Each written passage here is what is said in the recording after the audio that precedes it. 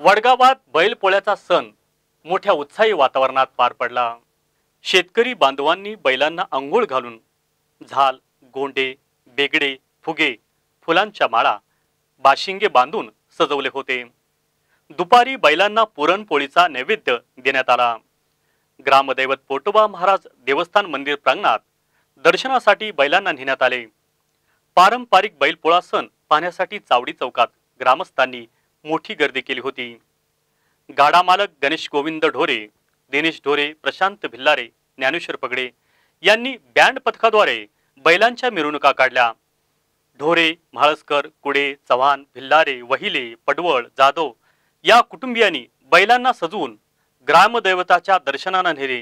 जाधव कुटुंबियांनी बैलांना सजवून ग्रामदैवताच्या दर्शनाला नेले। एक मराठा लाख मराठा छत्रपतींची छबी लावलेले बैल लक्ष वेधून घेत होते। श्याम ढोरे, ज्ञानेश्वर पगडे, बाळासाहेब कराळे यांच्या बैलांच्या शिंगावर बांधलेले नारळ तोडण्यात युवकांना अपयश आले। मावळ तालुक्यातील वाकसई येथे देसाई कुटुंबियांच्या वतीनेही बँजो पथकाच्या सहभागाने वाजत गाजत मिरवणुका काढण्यात आल्या।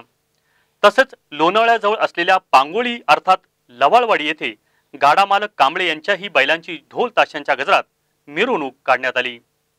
ग्रामदैवत भैरवनाथाच्या दर्शनासाठी बैलांना नेण्यात आले होते।